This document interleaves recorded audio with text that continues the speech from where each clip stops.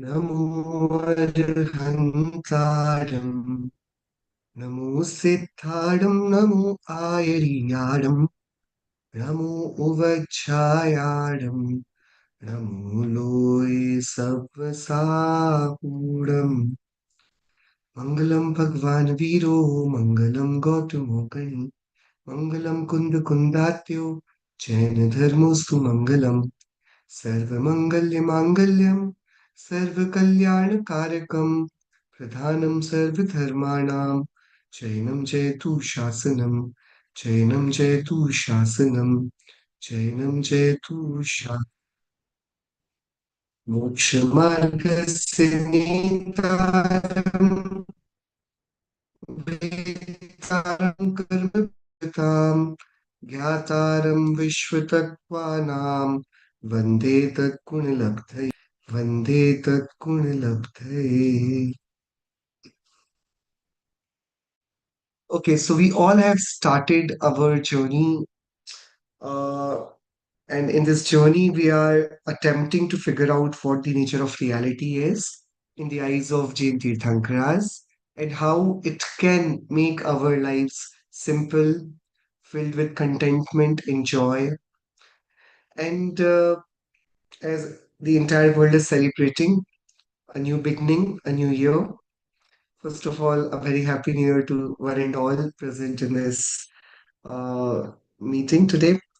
Uh, but the more deeper we'll be learning about Jainism, the more deliberate this thought would be that the time one of these substance out of six substance does not have a beginning and does not have end. And therefore, these small circles of time, which we call days, weeks, months, years, centuries, uh, these are just our very weak attempt of keeping the track of time, right? And so, to understand about it in a much better way, we're starting with Balbodh Partmala Part 3 today. And the lesson is in continuation to what we did in the last class, which was about six substances, right? We tried finding out that what all is there in this world. So before beginning, let's make an attempt to have a resolution of this kind that, okay, this year we enough of living the life in a very subjective manner. This year, we'll be objective in our perception, we'll be objective in our day to day dealings with this life. What do I mean by that? What you see around you, wherever you see, subjectively, it can be called house, it can be your phone, it can be your family members, it can be your car, garden, city, right? Airport, bus stops, markets, vegetables, fruits, all sorts of things. This is very subjective interaction with the ongoing world.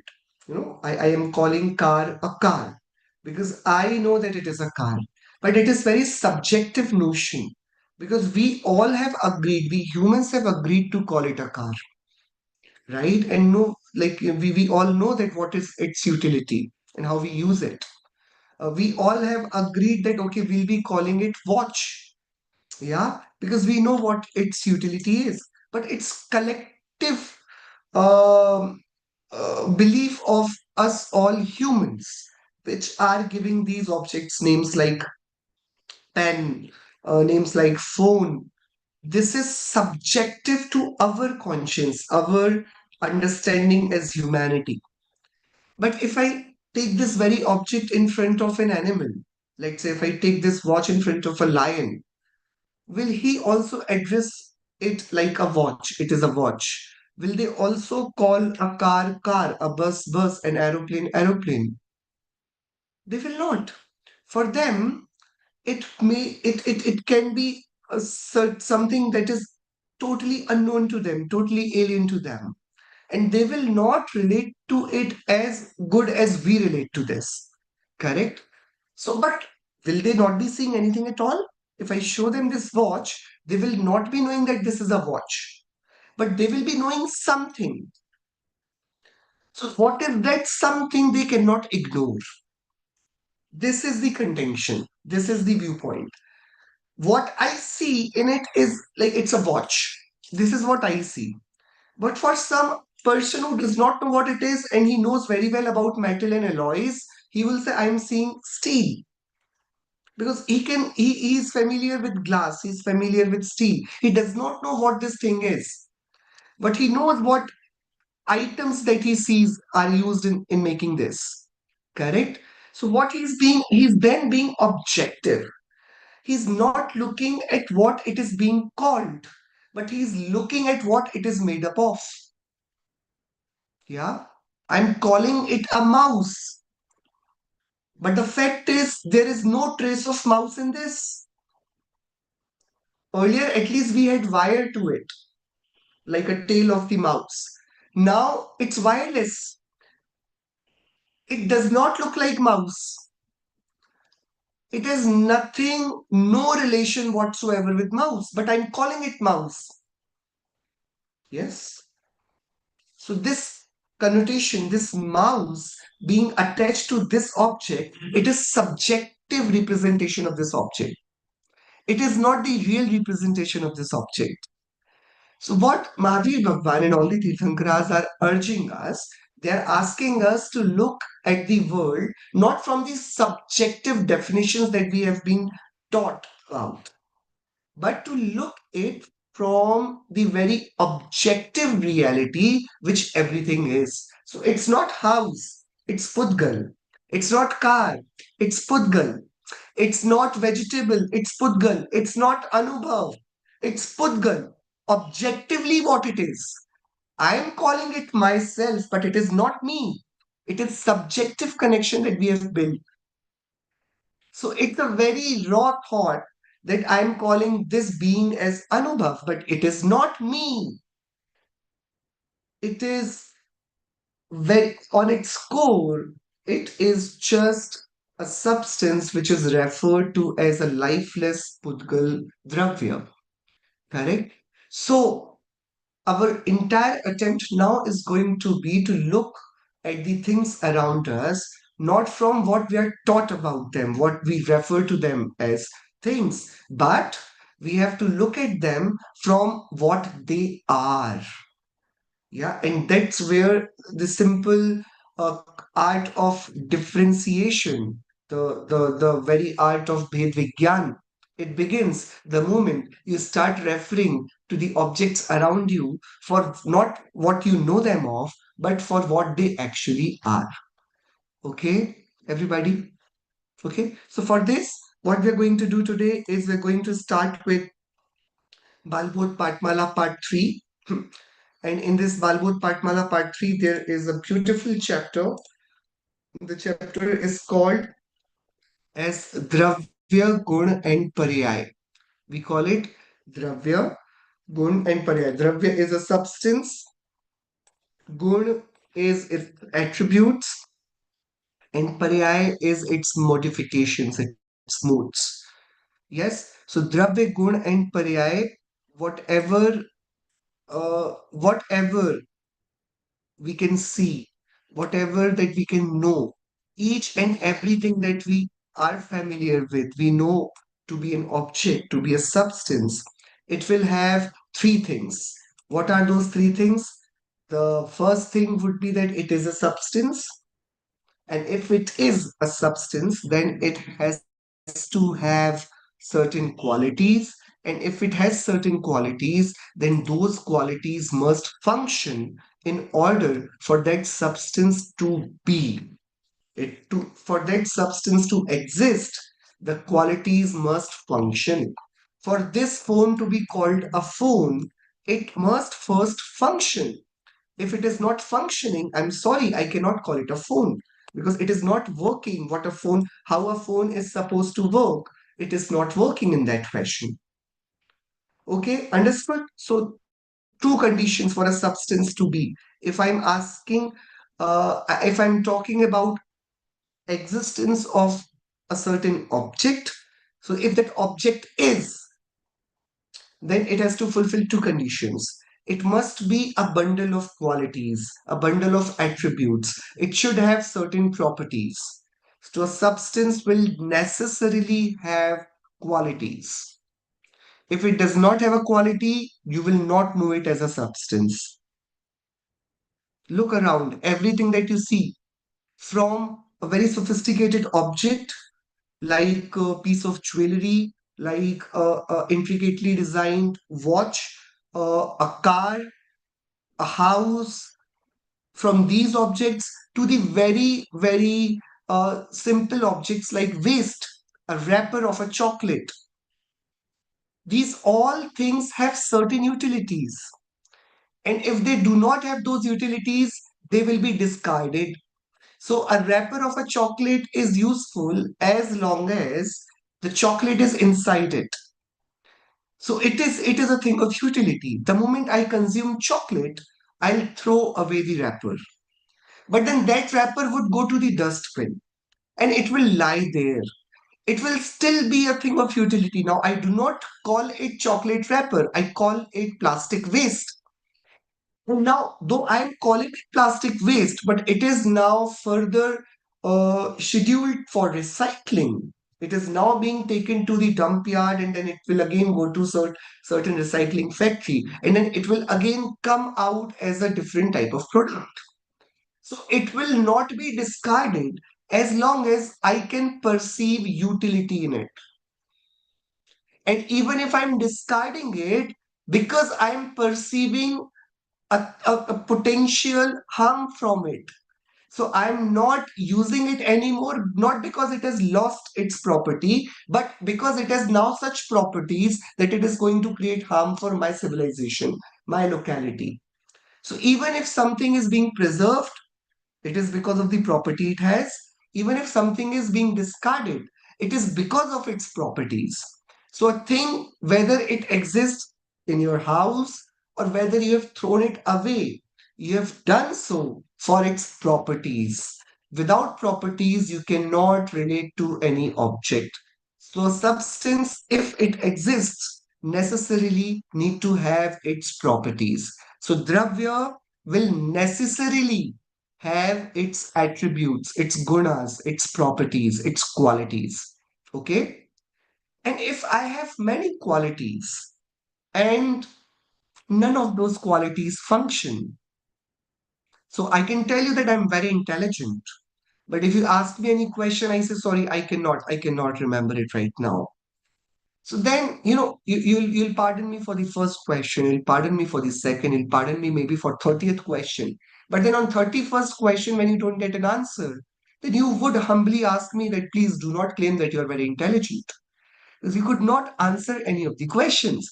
So my quality of intelligence, my quality that I can dance well, and I cannot move even a little bit in rhythm, then you will humbly ask me to not call myself a good dancer because I cannot.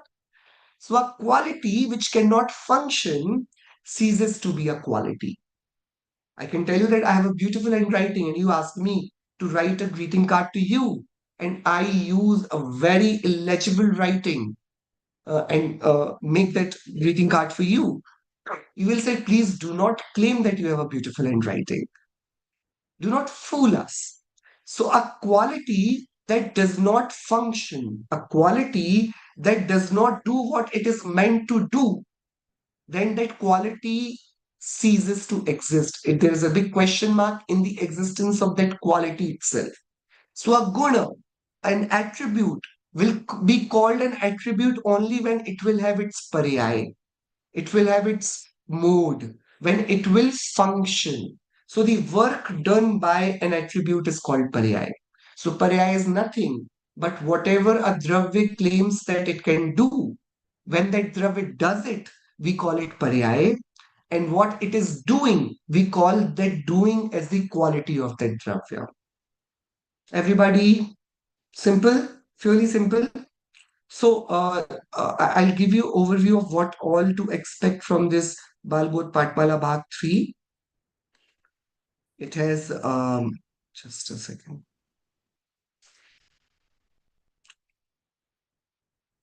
Yeah.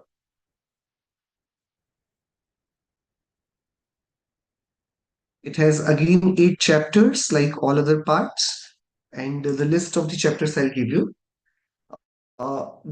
First chapter is glimpses of the Lord. It's Dev Stuti. So Ati Punya Uday Mam Aya. Prabhu Tumra Darshan Paya. That stuti is included in this part as the first chapter. The second chapter is five supreme holy beings, five Parmeshtis. So what we did in the Balbodh Patmala part 1 as Panch Namaskar mantra, Namokar mantra, the same description of the five Parmeshtis which we wrote down in five Panch Namaskar mantra, the same detailed description of those five Parmeshtis is included in the chapter 2. In the chapter 3, there are 8 fundamentals of the householders mentioned. What are the 8 fundamentals of the householders? The 8 things that which we do not consume. What are those 8 things? Madhya mans madhu. So we do not consume honey. We do not consume alcoholic substances, and we do not eat flesh of organisms. So we do not eat non-vegetarian food. So madhya is alcohol, all these substances uh, which contain alcohol. Second would be honey. We do not consume honey. And the third is non-vegetarian food. And then there are five udumbar fruits, okay, which contain tras jiva, organisms with more than one senses. And therefore, even those fruits should not be used. So, bird, peeper, umar, katumar, and pakar, all those fruits are also not consumed by a householder, a Jain Shravak. So they are mentioned in the chapter 3. Chapter 4 talks about the five senses, the sense of touch, sense of taste, sense of smell, sense of sight, sense of hearing, and the man, the thought making machine which we all are installed with. The fifth chapter talks about good conduct. That okay, apart from not having eight fundamental substances, what all practices do we practice? So what more should we do in order to practice our conduct in a well manner? Then comes the sixth chapter, substances, attributes, and modifications. Dravya Guna and Paryay, where we'll be discussing about the different substances, their attributes, and their Paryayas, modifications. Then Bhagwan Neminath is being introduced. In the part one, we had Bhagwan Adinath. In the part two, we had Bhagwan Mahavir Swami. In the third bhag, we have the life story of Bhagwan Neminath. And in the eighth chapter, again Janmani Stuti, Veer Himachal Niksi, that Janmani Stuti is included in the eighth chapter of this bhag. It's a fairly very simple bhag. Today because we are in continuation with our chapter of six substances. We're starting with the sixth chapter. We'll be touching all other chapters as well. But for first half of this session, we'll be doing chapter number 6, substances, attributes, and modifications. Okay. So we'll have a reading of this chapter. I will request volunteers, those who would want to read it. Again, it has a student and a teacher. I'll put it on screen. I can be the student. Okay. Yes. Okay. Who is going to be teacher? Yes. LPG, you're going to be the student? Jai Jinet, Anubhavji, no, I had a question, but I'm happy to be the Acha, acha, teacher. acha, please ask question. Yes. So thank you, Anubhavji. So, like, when you say that we should see these the things around us objectively. So in the last session, you mentioned that the only dravya we see is Pudgal. The rest, all the other dravyas we don't see. So basically, we can only see the qualities of all the Pudgal dravya, and we should all the things that we see around us, we should call them as Pudgal. So that's what I wanted to just check. Is that my correct understanding? No. So, seeing is often confused with seeing. In the context of a conscious being, seeing is one part of operating as consciousness. Even feeling the cold, I'm seeing the cold through the sense of touch. I'm seeing the odor, the smell of the fruits. I'm seeing it through my sense of smell. I'm seeing the music. Yeah. So when we're talking about seeing, it should not mean only with the sense of sight, not seeing just the colors and forms. Seeing means perceiving. And perception is not just of physical things. I'm walking and I'm seeing that I can walk. It means the dharmastika, their medium of motion, is very much here. So I cannot see it, but I still know that it is here. I do not see time, but it's already 25 minutes since we started the class. 25 minutes I have not seen the time, but I know it is very much here. Yeah. I do not see the space. All I see is empty room. But this emptiness is what space is. Yes. So when I'm looking at my grand house, I'm looking at the house as well as Akash, both the things together. The only house part is visible, Akash part is not. But then if I look at it objectively, I would quickly remind myself that what do I own? If I do not know, if I do not own Akash, and if I do not own Putkal, then neither the house of brick and mortar and cement belongs to me, nor the space of Akash belongs to me. What should I be happy looking at? So that way we have to objectively remind by reminding about the functioning of each substance like Dharmastikai, Akash, Kal, and Putkal. So not just Putkal, but also all remainder four substances.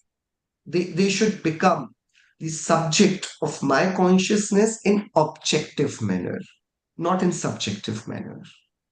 Okay? Yeah, beautiful. Okay, Cherry. So we'll do the reading of this Dravyagun Paraya because it is very interesting. So now what we did so far is now in this great country of six substances, we have population. Okay, so just like every country has its population, people make countries, right?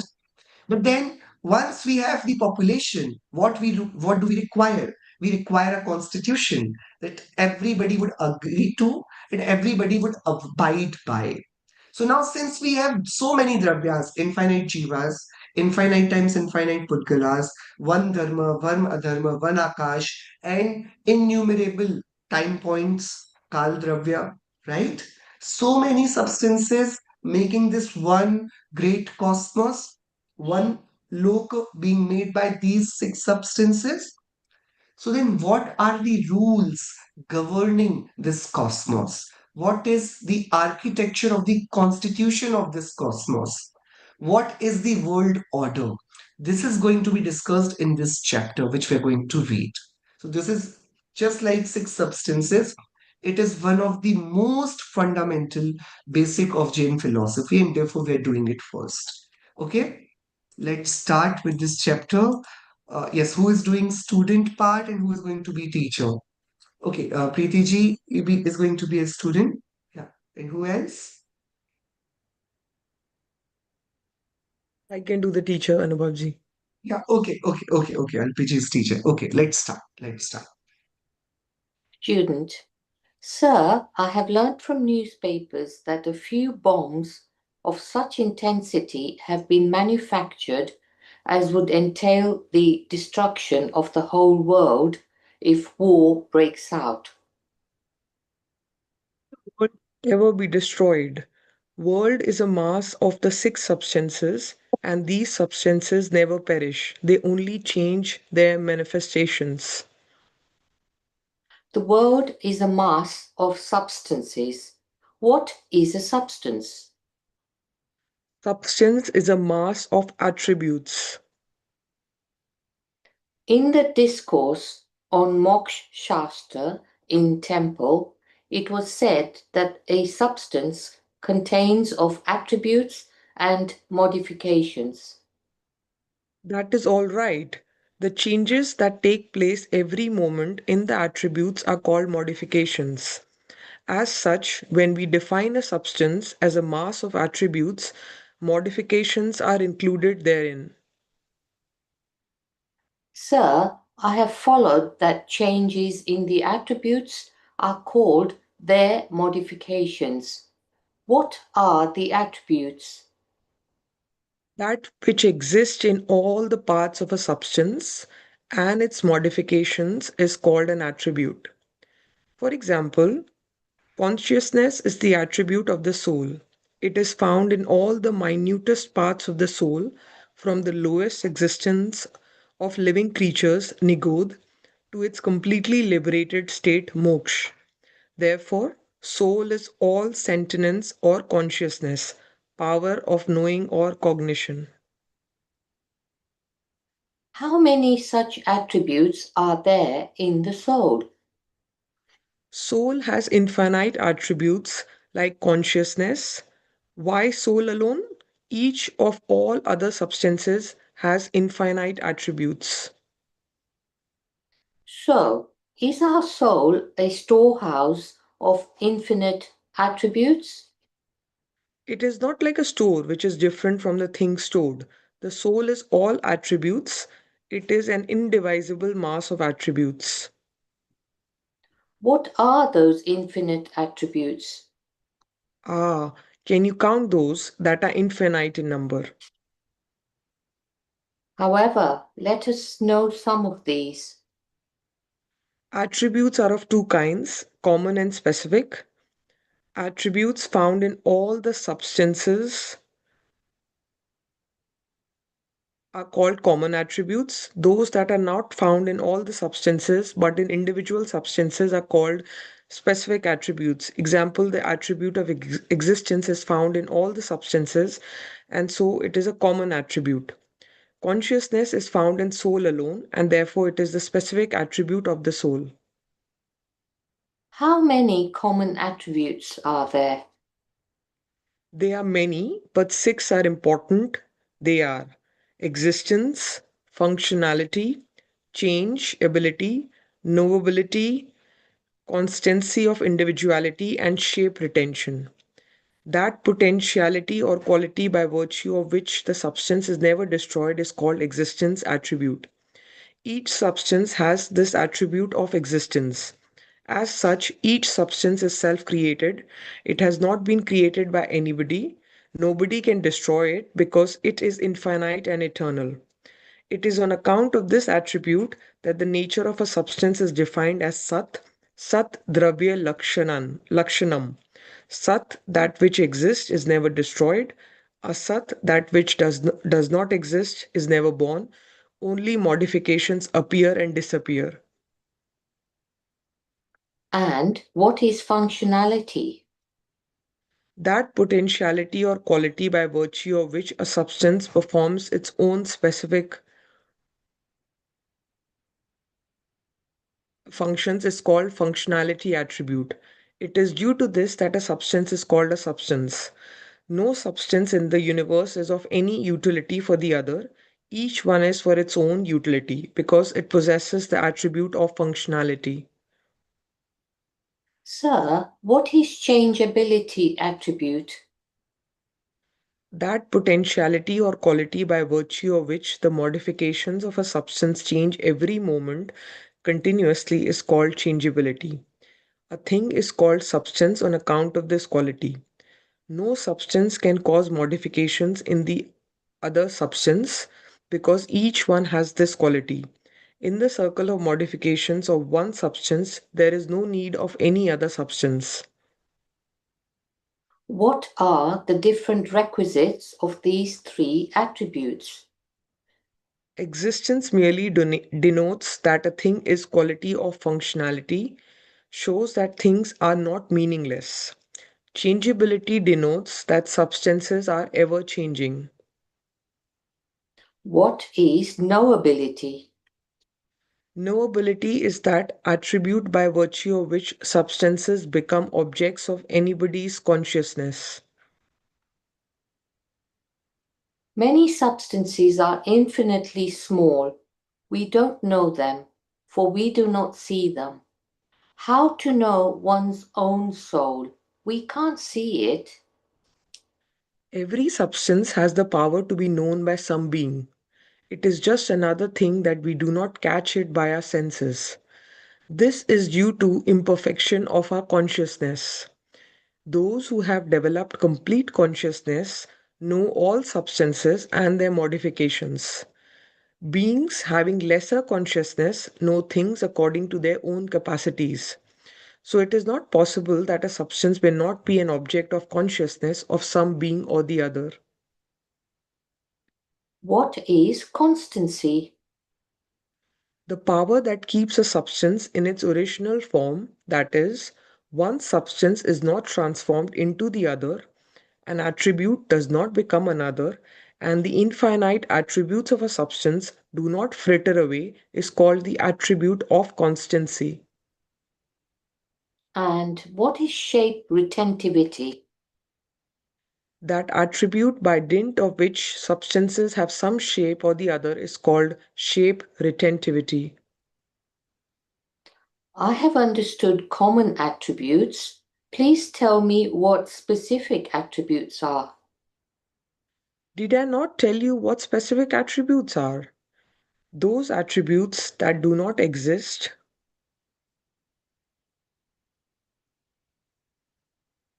in all the substances but only in individual substances are called specific attributes. Example, consciousness, perception, conduct, and bliss are attributes of the soul, and touch, taste, smell, and color of the matter. What is the good of knowing substances, attributes, and modifications? We are all soul substances. The substances are all masses of attributes. As such, we are also masses of attributes. Our thinking that we are low and mean is washed off by knowing these. Nothing can challenge our existence and nothing can annihilate us. With the awareness of these attributes, we develop eternal fearlessness. Consciousness is our attribute. Ignorance, attachments, and aversions are not inherent in our nature. They are perverse feelings and are eliminated if we take refuge in the internal soul.